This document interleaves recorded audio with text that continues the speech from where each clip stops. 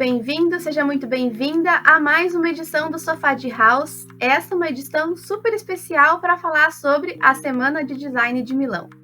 Esse evento que, como todo ano, é super aguardado e em 2022 foi mais ainda. Afinal, foram mais de 2 anos sem o tradicional encontro do design mundial e agora a gente esteve lá em junho, pôde conferir todas as novidades, todas as tendências, todas as instalações que todos os anos geram burburinhos e inspiram marcas, tendências e o que a gente vai ter dentro das nossas casas durante o próximo ano inteiro e ainda reverberando durante muito tempo. A gente vai falar sobre todas elas, mas antes eu quero agradecer mais uma vez a parceria da Bernec, que esteve com a gente lá em Milão para essa cobertura, e nós teremos hoje aqui a Andrea e a Marcele, que são da área de produtos e também de marketing da Bernec, e que vão compartilhar com a gente e contar um pouquinho também, engrossar esse caldo, né, de tudo que a gente viu lá por Milão. Andrea, muito bem-vinda, muito obrigada pela sua participação. Obrigada a vocês. Marcele, tudo bem? Muito obrigada também por estar aqui com a gente hoje. Obrigada a vocês pelo convite. Então, como a gente falou, né, essa edição da Semana de Milão foi uma das mais aguardadas dos últimos anos, com certeza, e isso fortemente por conta deste ato aí que a gente teve das realizações do evento, mas ela também foi muito especial porque ela marcou a celebração dos 60 anos do Salão do Móvel de Milão, que é esse evento que está ali entre os mais importantes, se não o mais importante, do design mundial. A gente sabe que o Salão do Móvel ele não só apresenta ali as marcas e seus lançamentos, comercialmente falando, mas ele concentra ali tudo que os gigantes do design mundial estão pensando em soluções, em cores, em formatos, em materiais, enfim, em tudo aquilo que impacta toda a cadeia, todo o setor da decoração mundo afora, e aqui no Brasil não é diferente. A gente vai falar disso também. Bernec já está super alinhado ali com muitas das tendências, muitas das novidades que a gente viu por lá. Então fica ligado porque vem muita dica boa, muita inspiração e muita novidade aqui no sofá de hoje. Então, para a gente começar, eu queria pedir para vocês, meninas, para a gente falar um pouquinho assim sobre algumas dessas temáticas, né, que mais saltaram aos olhos ali durante toda a semana da Feira de Milão. E acho que a gente pode começar com uma delas, que inclusive quem acompanha aqui as redes sociais de House e da Bernec já deu uma espiadinha, que foi onde a gente até gravou a participação de vocês, né? Durante a semana ali a gente fez um vídeo na instalação da Hermès, que foi uma das mais badaladas da edição desse ano, mas que trouxe ali uma das tendências que já saltou aos olhos de vocês e que foi uma das que a gente conversou bastante ali durante os dias de feira, que é a questão do Japandi, né? Essas referências orientais, mas com estilo mais minimalista. Eu queria que vocês comentassem um pouquinho como que vocês viram ela em vários lançamentos da feira e também o que ela traz, né, de referência, de conceito mesmo, a gente pensando nos ambientes, nas propostas de decoração.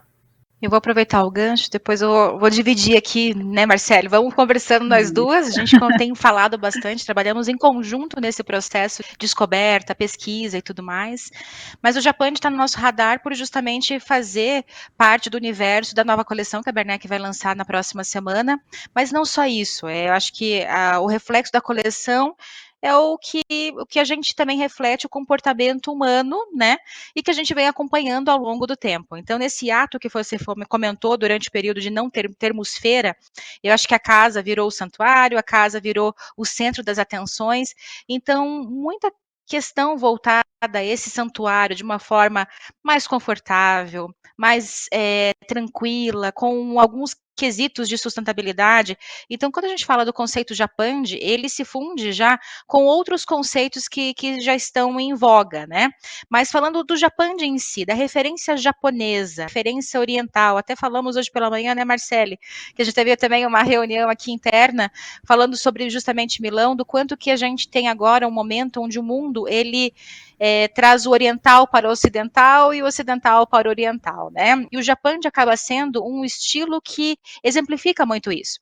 E como é que a gente viu esse estilo na feira? Além do minimalismo, dos tons claros, a gente percebe nos artigos de decoração presentes. E como você comentou, nesse icônico espaço da Hermès, que traz a referência Japandi muito forte, né? Então, os papiros, a parte de costumes, então isso ficou bem evidente, né, Marcele? Que a gente acabou vendo muito e faz parte do nosso universo de pesquisa. Exatamente. Inclusive, nós temos um produto, né, da nossa nova coleção que traz o nome de batismo, né, o nosso Carvalho Japandi. E quando nós pensamos nesse produto foi justamente para ter um produto que tivesse um tom mais claro, mas que a gente conseguisse ter um contraponto com uma tonalidade mais escura, que também faz parte, né, do conceito do Japandi, essa questão de luz e sombra. Então, foi bem interessante a gente ver que a nossa coleção está bem alinhada com o que a feira trouxe para a gente aí nessa questão de conceitos, né? E aí, falando de cores, né, que trazem, que o Japandi traz como referência, esse conceito do claro e escuro que a Marcele falou muito forte, então, preto muito bem pontuado, né, de diversas formas, em diversos materiais, contraponto com superfícies mais claras, seja ela em laca, seja ela na lâmina natural de madeira, né, e aí a gente percebe também uma diferença, se a gente for comparar as edições anteriores para essa agora, o cinza perde um pouco a sua potência, e a gente percebe os tons de bege, marrons e essa paleta aí mais serena, mais suave, também despontando como uma forte tendência. E é legal que você mencionou essa questão dos beges, né, Andréia? E a gente viu o bege aparecendo não só enquanto cor, mas ele apareceu muito também nas diferentes tonalidades de padrão de madeira, né? Vocês podem comentar um pouquinho, afinal, os painéis são, né, o produto, a estrela dos produtos da Bernet, que vocês têm total domínio sobre essa temática, né? Então, você pode comentar um pouquinho sobre essas diferenças de tonalidades dos beges, mas também nos padrões amadeirados, que também reinaram bastante ali entre os lançamentos? A gente até teve, quando a gente estava discutindo pós-feira, né, Marcele, uma palavra que ficou na nossa discussão foi sobre a praticidade, sobre produtos mais próximos do consumidor. Né? Então, quando a gente traz essa premissa de um produto que não seja tão dramático, de um ambiente que seja mais usável, onde a gente percebe que o usuário está em primeiro plano, essas tonalidades todas mais quentinhas, mais amistosas, elas se tornam mais presentes. Então, a gente percebe isso também nos padrões unicolor, mas também nas madeiras, como você comentou. Marcas famosas, né, como, por exemplo, a Poliforme, que geralmente vem com materiais mais fortes, né, mais painéis de madeira que sejam mais dramáticos, isso. Eles vieram com tonalidades muito amenas, muito suaves, muito amistosas, muito convidativas.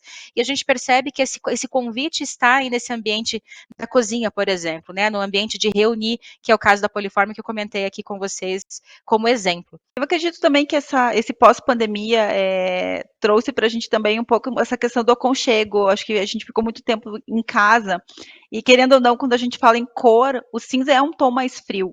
Né? Então, acho que essa questão do acolhimento veio muito forte. Então, essa paleta de beges, tons de marrom que a gente viu, eu acho que tende a ser. A gente até brincou, né, que o bege é o novo cinza, porque a gente acredita muito que essas cores, as tonalidades mais quentes, é algo que a gente vai ter de herança aí da pandemia, né? Eu acho que essa questão da gente ter ficado mais tempo dentro das nossas casas nos fez querer ter cores, objetos que sejam mais confortáveis, que tragam esse aconchego para a gente. E o cinza, querendo ou não, é um tom mais frio. Então, acho que essa paleta dos beges, dos marrons, elas vêm realmente para ficar. A gente até comentou que o bege, né, é o novo cinza. Então, a gente tem, assim, a gente acredita realmente que esses tons mais quentinhos tem tudo aí para despontar aí tanto na parte de decoração, de painéis, né, para os próximos anos. E um tema que a gente começou a trabalhar também, que eu acho que é interessante, trazendo esse conceito que a Marcele falou sobre os claros, tons claros, e que aí a gente já vai para outros materiais, seria a honestidade dos materiais. Eu achei esse termo tão lindo, E eu acho que diz muito sobre o que é a feira e sobre o que a gente viu lá. Quando a gente fala de unicidade dos materiais, é trazê-lo na sua essência, né? Trazer a verdade do material.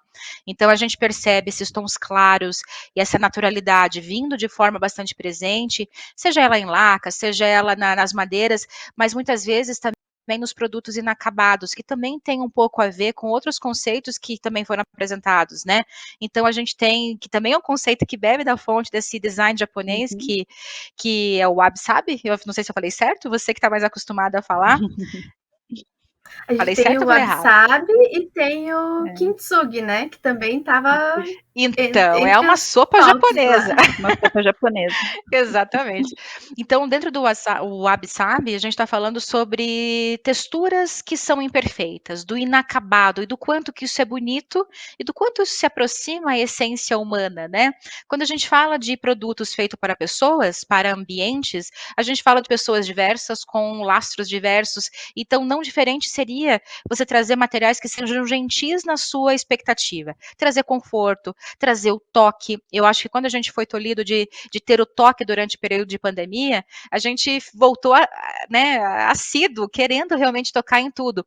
E a feira, ela foi muito ativa ao toque. Quando a gente percebe isso nas pedras, por exemplo, então, tanto as pedras polidas estavam presentes, mas também a gente tinha pedras muito brutas, que traziam naturalidade, que traziam a sua beleza do in natura.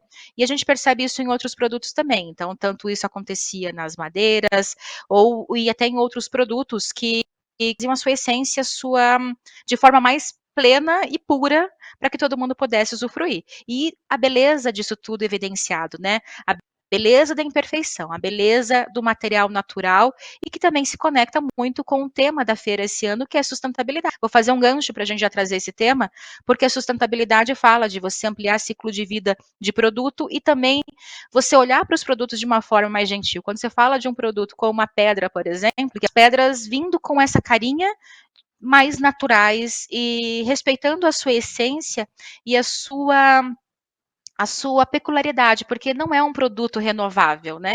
Então a gente consegue criar essa questão de um produto renovável, talvez para um produto que reproduz, que é o caso dos painéis, mas a madeira, a pedra ela é única e ela tem tempo e hora para acabar. Então a gente percebe essa gentileza e cuidado com os materiais e aplicação dos materiais nos projetos. Não, perfeito. Eu achei ótimo porque a gente já antecipou alguns temas que a gente vai aprofundar aqui na sequência da nossa conversa, mas é porque, como você falou, né, Andréia, a gente está num momento, eu acho que desde um pouco antes da pandemia, não é algo só de agora ou só dessa edição do Salão do Móvel, mas a gente está num momento assim que não existe uma tendência e que existem vários temas, vários conceitos. E esses conceitos se sobrepõem, às vezes, em uma única peça. Então, a gente pode estar apresentando uma peça e ela estar trazendo sustentabilidade, estar trazendo cor, trazendo Japão, trazendo, enfim, uma infinidade do que antes a gente chamaria só de tendências, digamos assim, né? Mas em cima de um único produto que atinge todas essas frentes distintas, né? Eu acho que isso também tem a ver um pouco. Eu lembro das nossas conversas lá durante as andanças da feira. Você falou sobre você trouxe uma fórmula assim, um conceito que eu achei muito bacana, que eu queria que você comentasse um pouquinho mais, se fosse possível, que é a do design possível, né? Que tem, acho que, um pouco a ver com essa questão do conforto que a gente está buscando, das cores, enfim, também traz tá embaixo desse grande guarda-chuva, mas aquilo me pegou de um jeito tão inesperado, assim, eu acho que eu queria que você comentasse um pouquinho e recuperasse aquela conversa que a gente teve, porque acho que esse é uma das principais questões que ficou desse Salão do Móvel, né? Essa questão da liberdade, da gente ter um design que realmente transmite o que a gente é, o que a gente gostaria de ser, o que a gente gosta de ter em casa, seja de bege, seja de uma cor neon, seja, enfim, tudo é possível, né? Tudo é possível e eu acho que de encontro com essa praticidade que a gente comentou de ambientes feitos para pessoas, né? Que de fato caibam nesse espaço que a pessoa vive. E aquilo que ela gosta, o que ela busca como referência. Então, discutimos bastante, né, Marcele, sobre essa questão do que é certo e o que é errado, né? Porque quando a gente vem para as polaridades, né, até e os contrapontos, mas são opiniões diversas, e a gente percebe o do Ottoni, por exemplo, que também é uma tendência, faz justamente isso, ele pega dois polos e ele cria uma nuance como se fosse um arco-íris de imensas tonalidades ao meio disso. Então, para a gente, a feira, ela tem um pouco esse viés, porque quando a gente fala de um design possível, é um design que atenda a todas as necessidades e que realmente utilize o usuário como premissa para se desenvolver projeto. E eu acho que isso ficou muito evidente, né, Marcele, sobre a dramaticidade que a gente falou anteriormente, mas que agora a gente percebe ambientes que são muito mais próximos do uso de fato. Os ambientes possíveis, né? Até hoje, nessa reunião que nós tivemos, a gente estava conversando sobre isso, porque Milão era muito exposição, né? Era um desfile de moda, né, das grandes marcas. Então, você acabava tendo grandes marcas que traziam produtos que eram traziam tendência, né? Traziam cores diferentes, mas não eram muitas vezes ambientes possíveis, né? Para que as pessoas estivessem nas suas casas. E nós percebemos que mesmo essas grandes as marcas que tipo Moi, o Roberto Cavalli, que normalmente trazem, né, esse dramatismo muito forte, eles vieram com propostas possíveis, né? Nada que não seja executável, né, nas nossas residências. Então, a gente achou bem interessante essa nova visão que a feira trouxe, né? E isso para a gente foi muito rico para a gente sempre fala muito dessa questão, né, da popularização do design. Claro que quando a gente fala em Milão, a gente não pode popularizar, mas está muito mais próximo da gente, né? Tá muito mais, ele está mais humano. Então, acho que isso fez muita diferença também para a gente. A gente percebe então, né, Marcele, que esse conforto ele está expresso em peças assim, o estofado, que não é exatamente o nosso segmento, mas ficou muito evidente. Esse estofado ele veio abraçar todas as pessoas que passaram a pandemia assistindo o streaming, sabe? Então, assim, não é um sofá que não é confortável. Ele tem ergonomia, ele tem um design mais baixinho e ele parece que te abraça. Os tecidos vieram dessa forma, as formas do próprio estofado em si também vieram assim mais rechonchudas, mais gentis, sem arestas, muito arredondadas, e isso a gente percebe assim realmente colocando o usuário em primeiro plano, trazendo essa possibilidade do uso, e eu acho que a gente tem que pensar realmente qual é a função daquele móvel, né? Quando a gente fala de um estofado, tem a questão do design limpo, maravilhoso, e que muitas vezes ele está como objeto de arte e exposição, e a gente percebeu que não teve essa característica nessa feira, a gente, objetos sim pensados com design e arte, mas feito para pessoas e com um design possível. Outro ponto interessante foi a questão do mobiliário de office. A gente levou o nosso escritório para casa, né? E agora a gente está saindo de casa e voltando para o escritório. E como foi pensado nessa questão do conforto também para essa volta, né, ao office.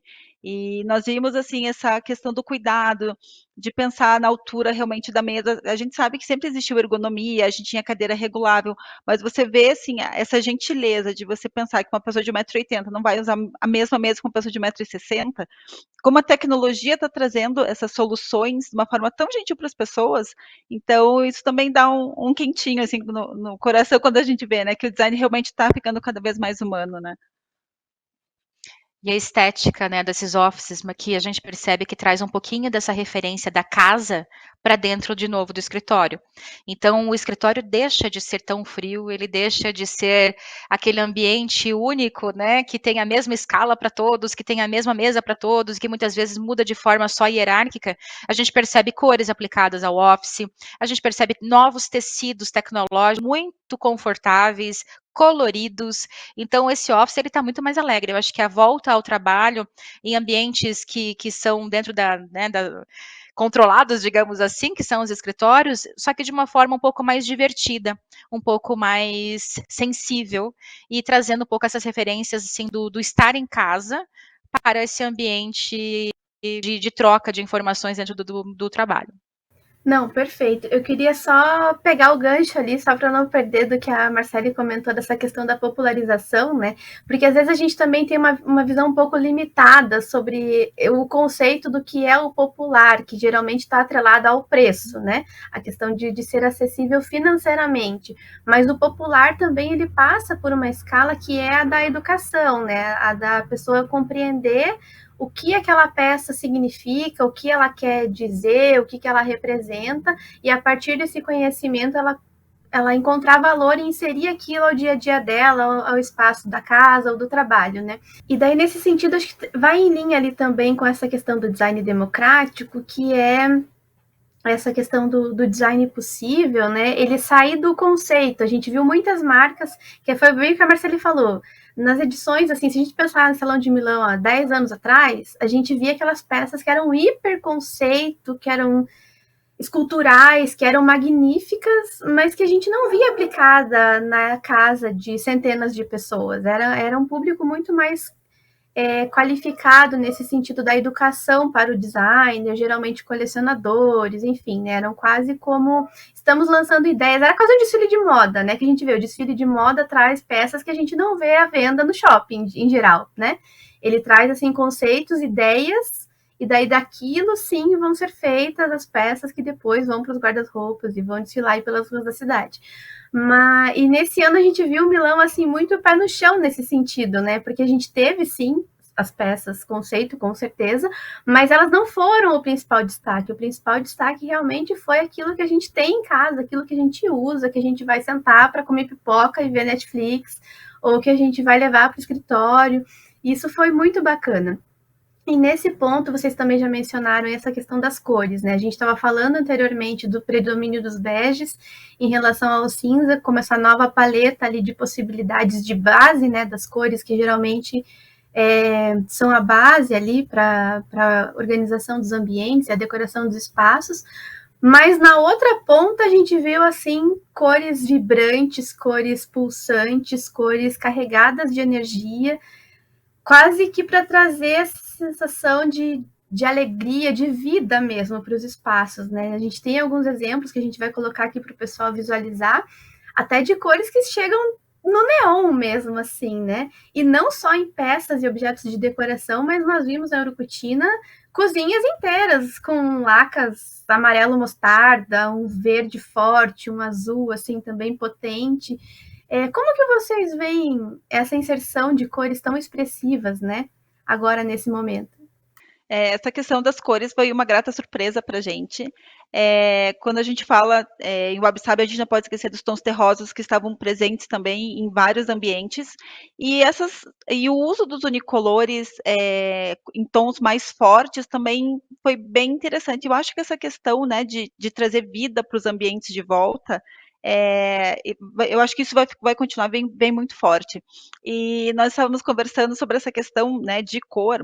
E o ano passado a gente viu muita cor primária, né? A gente viu nas exposições externas do Fori também usaram muito vermelho, azul, amarelo.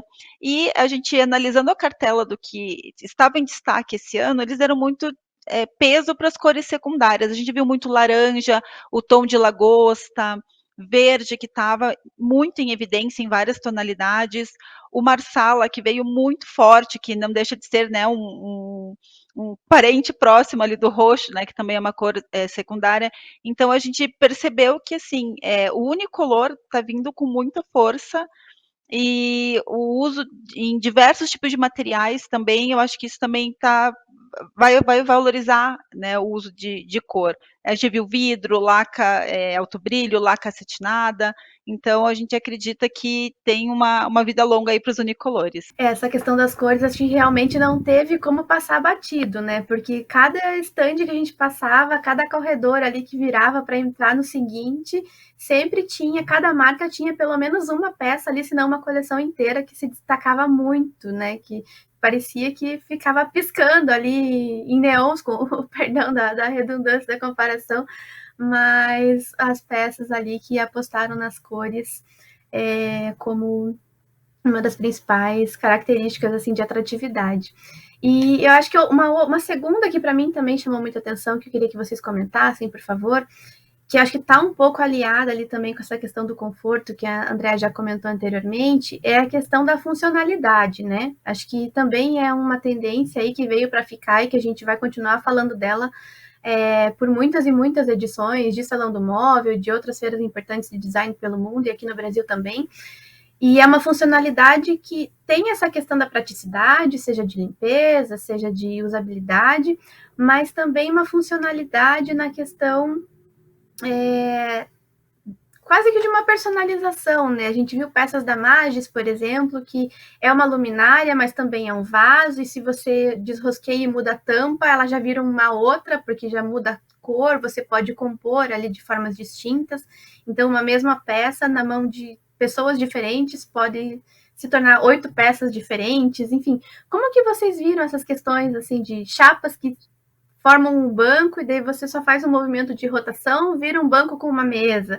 É tudo muito prático, multifuncional, mas tudo de uma forma muito simples. Você não precisava de grandes efeitos de tecnologia, grandes soluções tecnológicas, ou um aparato ali, às vezes, de ferramentas, ou encaixes e desencaixes, para que esses móveis se transformassem, né? Era tudo muito simples. E eu acho que essa simplicidade volta de novo ao tema do design possível, né? O design ele é resolver problemas, é trazer solução de forma em escala, né? Trazer isso para escala e para democratização. Então, eu acho que ver o design a serviço do usuário, isso eu acho que para todo designer e todo arquiteto e todo profissional é sensacional, porque com os espaços reduzidos, né, a gente percebe que se não tiver inteligência tanto no projeto quanto na solução, a gente não consegue atender as diversas possibilidades do espaço, né? Então, acho que a pandemia também evidenciou isso, a gente percebe que a casa ela virou um hub de diversas atividades, então a gente tinha desde a ginástica, né, da academia, do homeschooling, do cozinhar, do se entreter, e eu acho que isso fica como legado, então os espaços já estavam mais reduzidos, só que a gente não tinha o design a serviço dessas funções que a gente tem. E eu acho que foi interessante a gente ver isso na feira, porque mostra o quanto que a gente novamente fez uma imersão em si mesmo e olhou para o usuário como que ele realmente usa os espaços. E também tem um pouquinho a ver com a questão da sustentabilidade, né? Você pensar na vida útil de um produto e você ampliá-la com mais funções é muito inteligente. Isso também é pensar de forma sustentável e durável a um projeto. O cuidado da palavra, né, de praticidade, funcionalidade, para a gente não banalizar a palavra. Porque às vezes a gente olha e fala, nossa, eu tenho uma escrivaninha que vira cama, e a gente às vezes esquece de todo o estudo que teve por trás daquele projeto para chegar-se nessa viabilidade, né? Então a gente precisa enaltecer muito, né, os designers que têm essa capacidade de realmente transformar o produto, né? Ainda mais na forma que nós vivemos hoje, os espaços estão cada vez menores, né? Cada vez mais o nosso espaço está mais restrito. Então, quando a gente tem essa possibilidade, né, de ter um móvel que é multifunção, isso é sensacional, ainda mais quando a gente consegue trabalhar em grande escala, né? Sim, a questão da simplicidade do uso não significa falta de complexidade de projeto, né? Que na verdade essas coisas andam mais juntas do que separadas, né? Porque para se chegar num uso simples, teve todo um estudo, vários protótipos, enfim, todas inúmeras etapas ali que tiveram que ser vencidas antes para que aquilo chegasse daquela forma na casa do consumidor. Muito legal. E nesse ponto ainda da funcionalidade, praticidade e das peças que se transformam, teve uma também que chamou muito a nossa atenção da equipe de reportagem e também foi eleita ali entre os produtos do dia de vocês, que era um bar, né, que por um acionamento remoto, simplesmente ele era quase um transformer, né? Ele começava a se abrir, enfim, áreas de armazenamento, área de trabalho ali de preparação dos drinks. Como que vocês viram essa questão da inserção desses recursos de tecnologia que vão além da fábrica, né? Mas é uma tecnologia que a pessoa vê ali no dia a dia de uso da peça mesmo, principalmente na questão das cozinhas, né? Eu acho que a gente também teve um avanço, né, com as Alexas da vida, vou usar só o termo Alexa, mas tantos aparelhos que hoje em dia a gente consegue ver de fato a função no dia a dia. Vai além do tempo da meteorologia e vai além de colocar música. Então você consegue perceber a funcionalidade da tecnologia a favor do teu dia a dia. Então trazer praticidade, trazer autonomia para aquele eletrodoméstico, por exemplo. Então, acho que assim, anos atrás a gente via a tecnologia dessa forma, parecia meio distante, né? E a gente não percebe ela tão distante, percebe a tecnologia aliada ao móvel e trazendo benefício no uso. E antigamente parecia uma coisa meio Jacksons, meio, né, super fora daquilo que a gente de fato poderia utilizar, mas não, eu acho que a gente está mais preparado para trabalhar com tecnologia, e a tecnologia também a gente está mais gentil e mais a favor do usuário. Então, ela está mais fácil, a gente tem mais acessibilidade. Tanto é que a tecnologia não foi um ponto de atenção que nos chamou assim, puxa, tem algo super diferente. Tudo já estava mais tecnológico e inserido de uma forma mais normal, né? Então, eletrodomésticos que fazem ali, acompanham o tempo, fazem filmagem muitas vezes dentro de fornos. Então, os eletrodomésticos já vieram com essas funções de uma forma que a gente percebe que já estão no uso comum. E esse bar realmente ele chama atenção pela autonomia que ele tem, né? E eu acho que isso é interessante. Antigamente a gente falava que talvez era um transformer, parecia difícil, mas hoje em dia está mais fácil de a gente pensar que essa tecnologia está mais humanizada. E dentro do nosso dia a dia e da nossa rotina e trabalhando de forma ativa com o usuário. Até complementando, quando a gente via algo muito tecnológico, principalmente quando vinha de Milão, isso demorava muito tempo para chegar para a gente. Né? Então era algo assim, meu Deus, daqui 2, 3 anos talvez a gente consiga consumir esse tipo de tecnologia. E nós estivemos numa feira aqui no Paraná, na Móvel Par, e nós vimos cozinhas, né, de outro segmento utilizando já esse tipo de tecnologia também. Então é muito bacana quando a gente começa a ver que justamente essa questão toda do Transformer, do Jetsons, está acessível para todo mundo, né? Já não é algo mais tão inalcançável. Então a tecnologia está aí para facilitar a vida da gente, né? Então que a gente consiga torná-la cada vez mais possível, né, na vida das pessoas, e que isso traga praticidade, né? Eu gostaria só de comentar uma outra questão também voltada à tecnologia, que é a inserção de projetos que utilizam a impressão 3D. Então, também uns anos atrás, Sharon acho que vai lembrar muito, assim, parecia também algo super distante, a gente via as impressoras 3D, como de fato elas iriam mudar o mundo, e eu ficava meio assim, tipo, ambíguo, né, aonde que poderia ir a questão da impressão 3D. E hoje a gente percebe em vários objetos, principalmente no Fora e Salone, os industriais em escala, que utilizam a tecnologia 3D como ferramenta para desenvolver.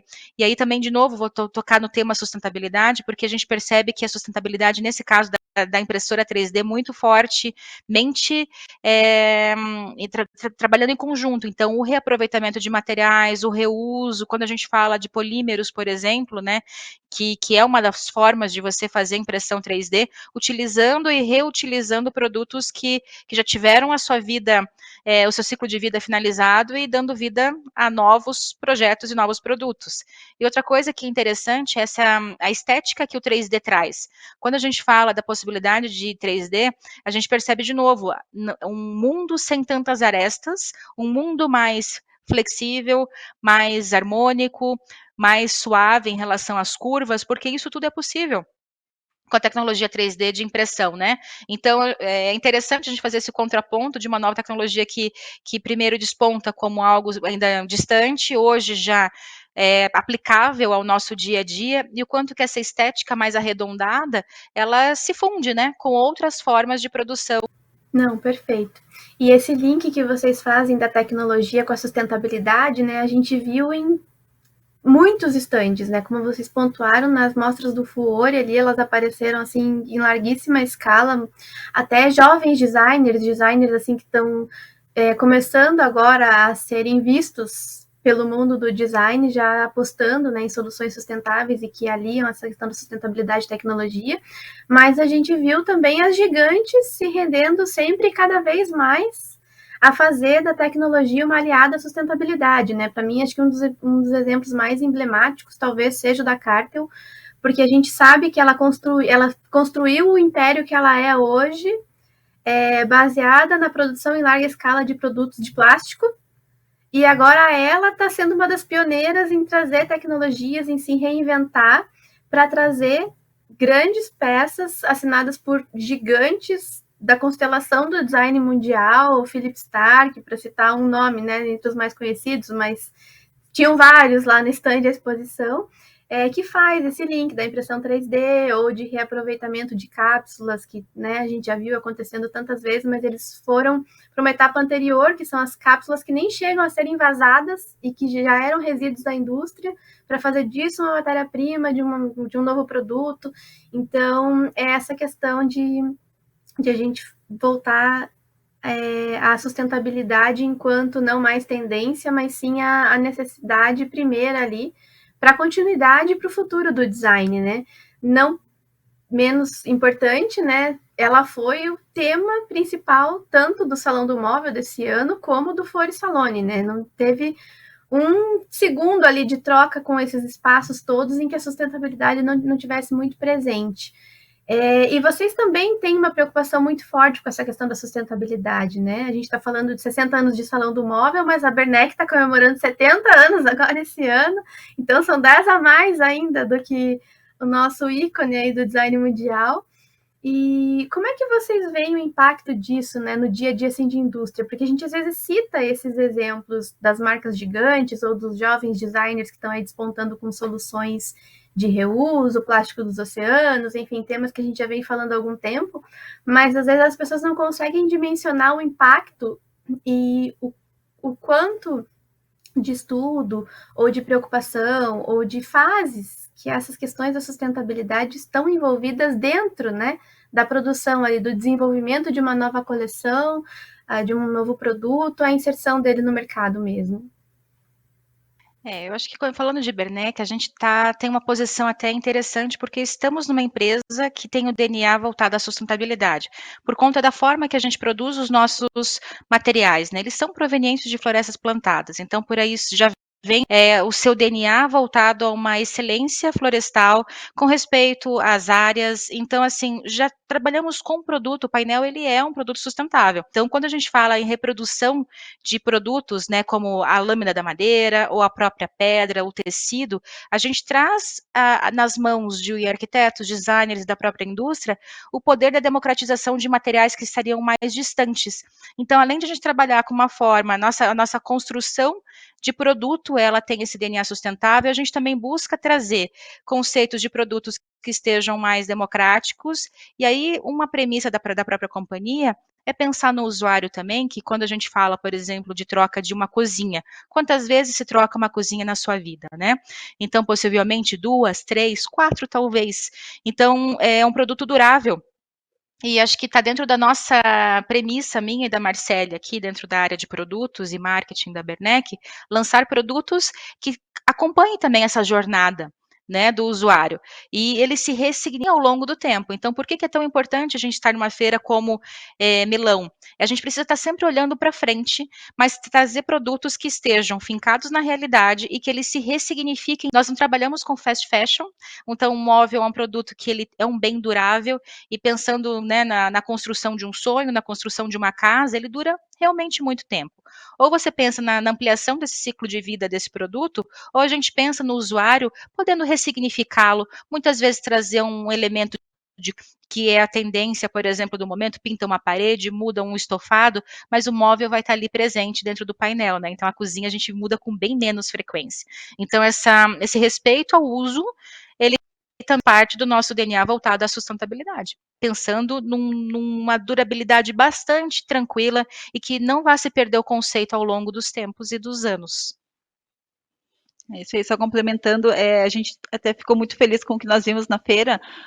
A gente está com um lançamento saindo agora aí na semana que vem na Formobile. Nós temos a nossa cartela estava praticamente 100% na maioria dos ambientes que nós vimos, mas nós vimos também grandes clássicos que nós temos em linha despontando na feira, né? Então o Nero, o Rust, que é um preto com uma textura mais marcada, que esteve presente em vários ambientes.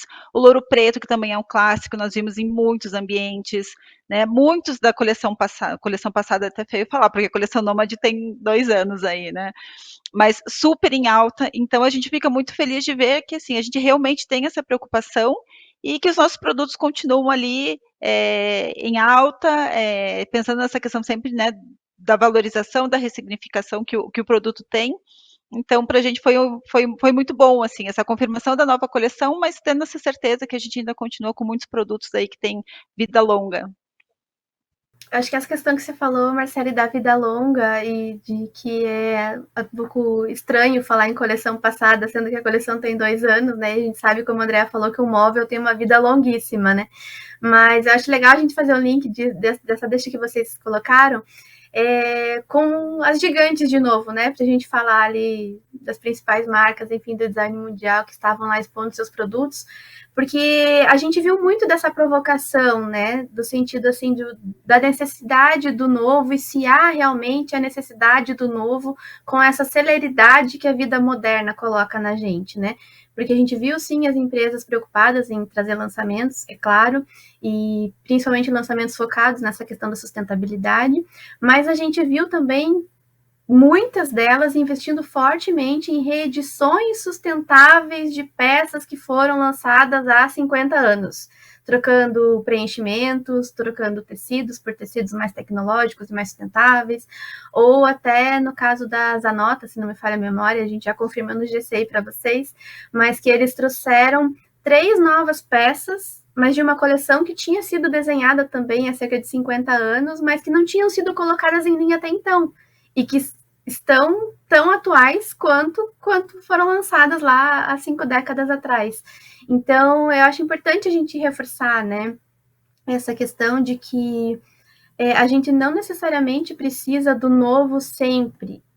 E o novo que é lançado, ele tem uma vida, ele tem todo um estudo por trás que faz com que essa longevidade dele perdure, sem que ele perca as suas qualidades técnicas, sem que ele perca a sua durabilidade, e não só durabilidade enquanto móvel ali, qualidade de abrir e fechar portas, limpeza, praticidade de dia a dia, a gente pensando às vezes numa cozinha, numa mesa, mas a sua durabilidade enquanto tendência mesmo, enquanto moda, no sentido de não ficar algo ultrapassado, assim, com essa celeridade que às vezes a vida digital nos coloca, né?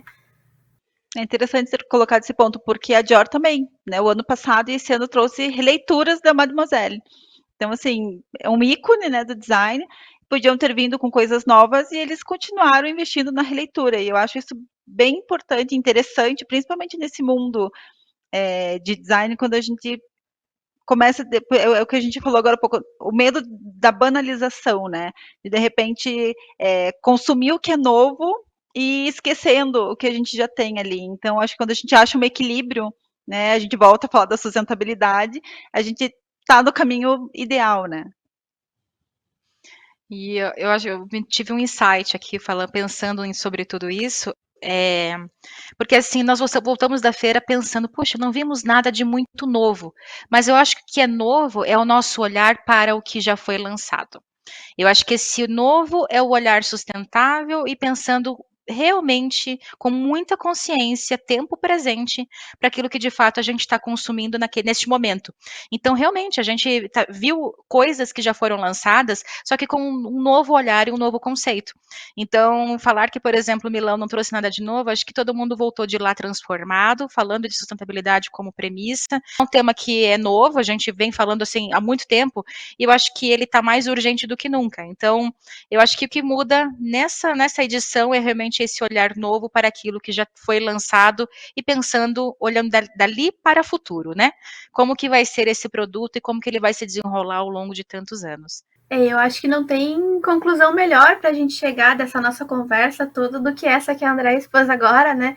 Porque é exatamente isso, né? Nas trocas ali, a gente encontrou muitos brasileiros lá também em Milão, né? Então a gente teve possibilidade de ter essa troca, de conversar sobre o que todos nós estávamos vendo com pessoas daqui também, tipo, dentro da nossa realidade de consumo e da nossa cultura de pensamento de design, né? Claro que é riquíssimo, extremamente importante as trocas que a gente fez com pessoas de outros países, designers de todo mundo, mas é muito legal também que isso possibilitou que a gente tivesse esses momentos dentro da nossa bolha de pensamento, de cultura e de consumo, digamos assim, né?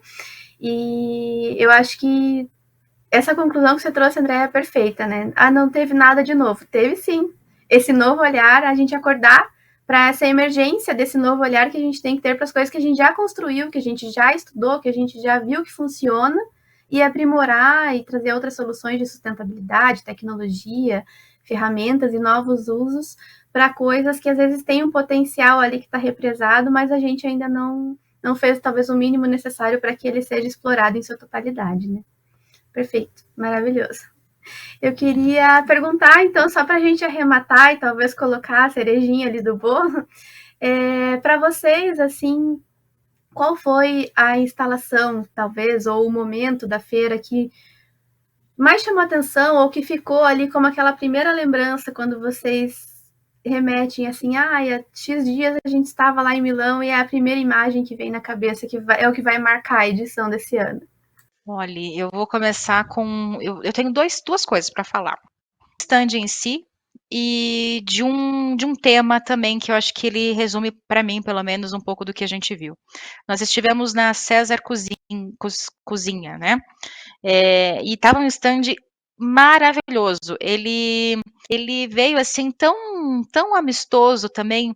Ele trouxe a mistura de materiais, ele trouxe as cores fortes, ele trouxe a composição e o conceito Japan de diversas formas. Então, para mim, dentro da Eurocutina, que eu acho que acaba sendo o tema que acaba sendo bastante importante aqui para o nosso segmento, eu acho que eles foram muito felizes na forma de exposição dos produtos, na escolha dessas composições, sabe?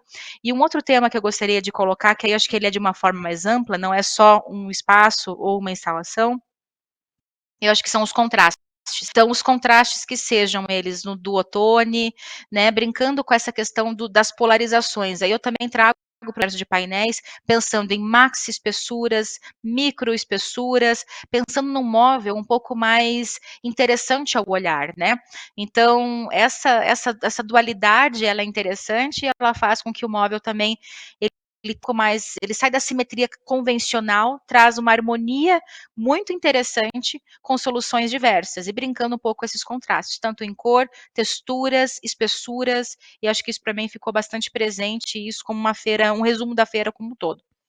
Vou aproveitar o gancho do André, porque isso também foi a gente que né, respira essa parte do mobiliário.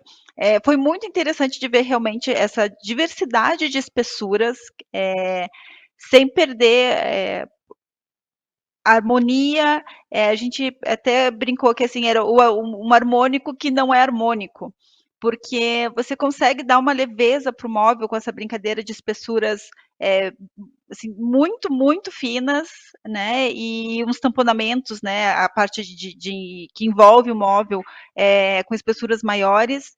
E então isso realmente foi algo que chamou muita atenção. E até essa questão das maxi estampas, né, das texturas de tamanhos maiores, me chamou muito a atenção. A gente sabe que a Moi sempre traz algo diferente, né? Eles são únicos, né?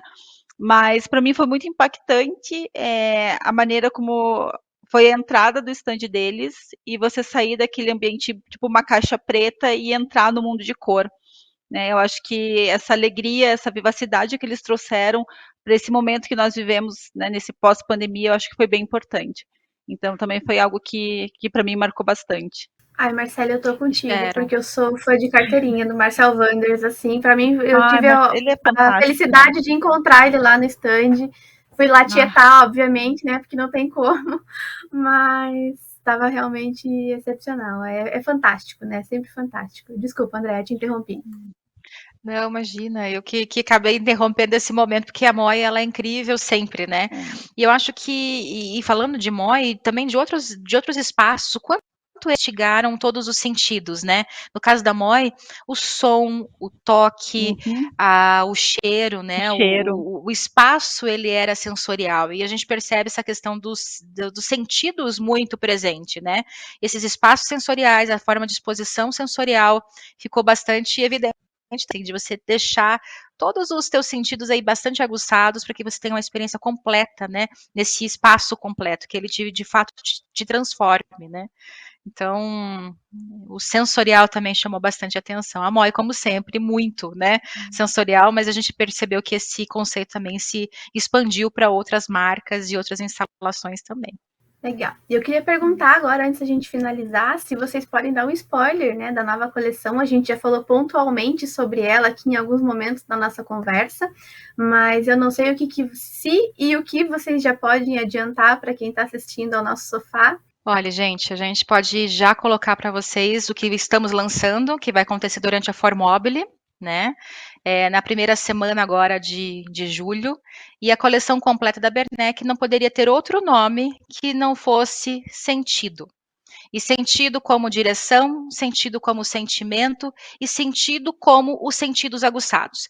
Então, para a Bernec estar na Feira de Milão e perceber o que a gente, né, Marcele, vem estudando nos últimos 2 anos, e o que a gente colocou como premissa para essa coleção ficou muito evidente, e a gente se sente muito feliz de ver a conexão da coleção Sentido Bernec com o que a gente viu agora em Milão. Exatamente, a gente vai trazer bem forte essa questão de toque, de textura, mas a gente também está apostando muito na tecnologia, a gente vai trazer algumas coisas diferentes também, então a gente espera que realmente a coleção seja um sucesso.